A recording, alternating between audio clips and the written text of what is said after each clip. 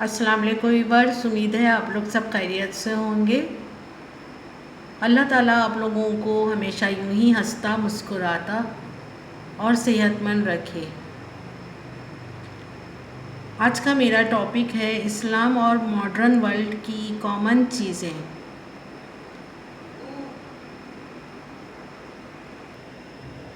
मैं मॉडर्न और वर्ल्ड और इस्लाम को इसलिए कंपेयर कर रही हूँ क्योंकि लोगों का जो आजकल रुझान है वो मॉडर्निज़म की तरफ बहुत हो गया है, तो इसलिए मैं कंपेयर करके बता रही हूँ।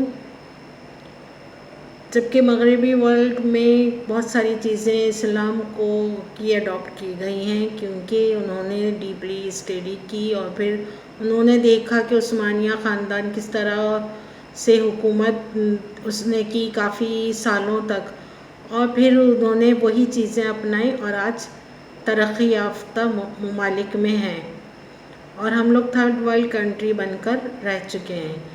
तो इसलिए मुझे इस चीज़ की ज़रूरत पेश आई। तो चलें हम मवाजना शुरू करते हैं। नंबर 1, सादगी से शादी। इस्लाम हमें सादगी का दर्ज देता है और मॉडर्निज़म में भी सादगी होती है। लोग मॉडर्निज़म को बहुत ज़्यादा पसंद करते हैं, लेकिन जब शादी का मामला आता है तो चाहे वो गरीब हो, चाहे अमीर हो, चाहे वो जो कोई भी हो, वो जहेज़ जैसी चीज़ें लेने के लिए कभी पीछे नहीं हटते। सारे फरसुदा रस्म और रिवाज वो अपनाते हैं। वो वहाँ पे उन्हें कल्चर याद आ जाता है कि ये हमारा कल्चर है और ये हमने करना ज़रूरी है। ज़ेवरात की भरमार करनी है और खूब महंगे तरीन जोड़े पहनना है और बहुत महंगा तरीन जहेज़ भी देना है। वहाँ उन्हें सारे रस्म रिवाज और कल्चर याद आ जाता है, लेकिन जब खाने का टाइम आता है तो वो कांटे और चम्मच से खा रहे होते हैं खाना और फुल्ली इंग्लिश बोल रहे होते हैं और पसंद उनको उनकी जीन्स और पैंट आ रही होती है। सॉरी टू से, लेकिन ये तल्ख़ हकीकत है जो हम मुसलमानों में पाई जा रही है और हमने अपनाई हुई है। मैं जीन्स और पैंट के ख़िलाफ़ नहीं हूँ। जीन्स बल्कि मेरे ख़्याल में लड़कियों के लिए बहुत बेहतरीन चीज़ है और उस पर अगर आप लॉन्ग कोट पहन लें दी बेस्ट है। जीन्स कम से कम लॉन की शलवारों से तो बहुत ही बेहतर होती है वो, और जो हमारे मतलब ड्रेसेस होते हैं उससे तो बहुत ही अच्छी है। इस्लाम में ख़वातीन को पूरे हुकूक़ दे दिए गए हैं, विरासत में हिस्सा दिया गया है। मर्दों को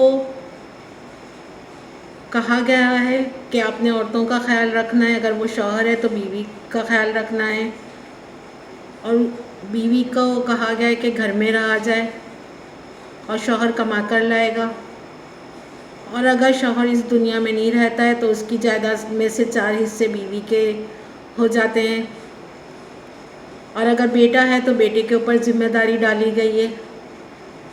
तो इस्लाम ने तो सीधा जन्नत में पहुंचा दिया है ख़वातीन को, और ख़वातीन को इतना ऊंचा मुकाम दिया गया है कि किसी भी मज़हब में ये मुकाम नहीं दिया। लेकिन फिर भी पाकिस्तान में ख़वातीन के हुकूक़ के नाम पे आवाज़ें गूंज रही होती हैं कि ख़वातीन के हुकूक़ चाहिए। बाहर की कंट्री वालों के मज़हब में नहीं थे तो उन्होंने स्ट्रगल की, एफ़र्ट की, उन्होंने सही चीज़ पर उन्होंने एफ़र्ट की, उन्होंने अपने हुकूक़ लिए, फ़रसुदा चीज़ें ख़त्म की और अपने माशरे को उन्होंने जितना अपनी तरफ से जितना बेहतर बनाया जा सकता था बनाया उन लोगों ने, और उन्होंने अपनी तरफ से अच्छाई की कोशिश की और महकूमियत से निकलने की कोशिश की। अब वो सही है या गलत वो अलग बहस है, लेकिन मैं आपको एक बात बता रही हूँ कि बहरहाल उन्होंने कोशिश की और फिर वो सादगी को अपनाए हुए भी रही। यहाँ पे ख़वातीन के हुकूक़ के नाम पे वो नारे मार रही होती हैं और फुल मेकअप हुआ होता है جولری اور مہنگے ترین کپڑے ہو رہے ہوتے ہیں، پہنے ہوئے ہوتے ہیں انہوں نے، اور فرسودہ رسم و رواج میں سب سے آگے ہیں، جو کہ ختم کروانا چاہیے چیزیں انہوں نے ختم نہیں کروائیں، خواتین کے حقوق کا جو نعرہ مارتی ہیں۔ خیر، ہمارا سیکنڈ پوائنٹ سادگی، جس کا حکم اللہ تعالیٰ نے دیا ہے، اور ماڈرنزم میں بھی سادگی ہی ہے۔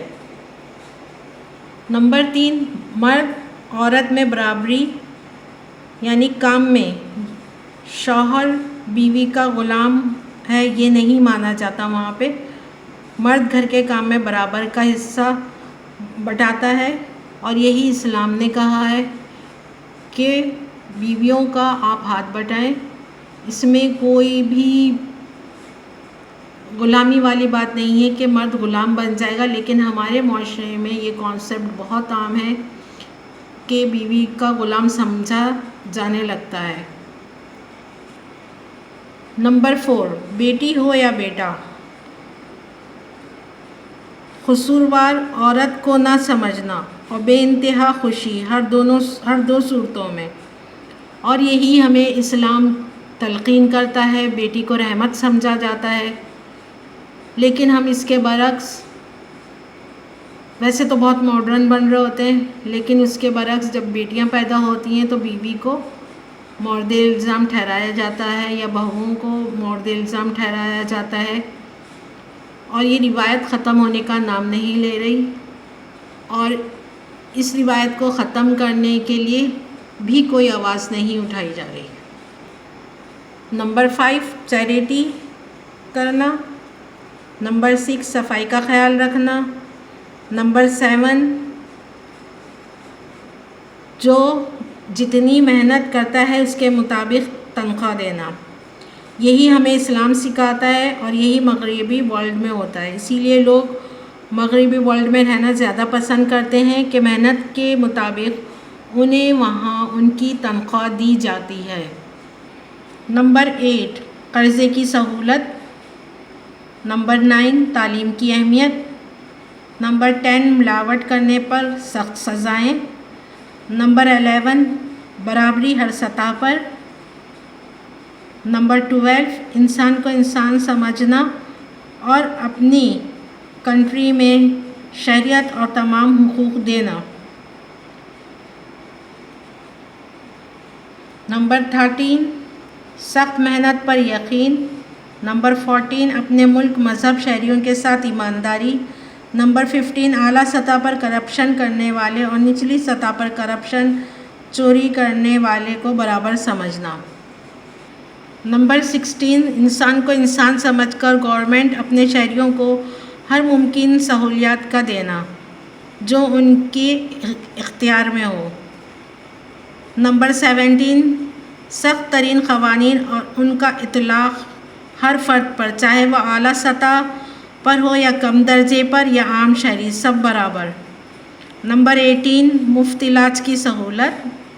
نمبر 19، بے روزگاروں کو الاؤنس۔ نمبر 20، غریبوں کا بیت المال سے مدد کرنا۔ نمبر 21، دھوکہ دہی، فراڈ کا کوئی تصور نہیں۔ یہ میرا ایک اسمال سا موازنہ تھا جو میں نے آپ کو یہاں پہ بتایا۔ اس پر بحث کی جائے تو بہت لمبی بحث ہے، اور ہر پوائنٹ پہ بہت وسیع بحث ہو سکتی ہے، لیکن چونکہ یہاں میرے پاس اتنی گنجائش نہیں ہے کہ اتنی لمبی ویڈیو میں اپلوڈ کر پاؤں، اس لیے انشاءاللہ تعالی کبھی ہوا تو پھر میں تھوڑا تھوڑا ہر پوائنٹ کے اوپر میں آپ لوگوں کو اس پر اس کو ڈیفائن کر کے بتاؤں گی۔ انشاءاللہ تعالی نیکسٹ ویڈیو کے ساتھ پھر ملیں گے، تب تک کے لیے مجھے اجازت دیجیے۔ اپنا بہت سا خیال رکھیے گا، اللہ تعالی ہم سب کو اپنی حفاظت میں رکھے، آمین۔ اللہ حافظ۔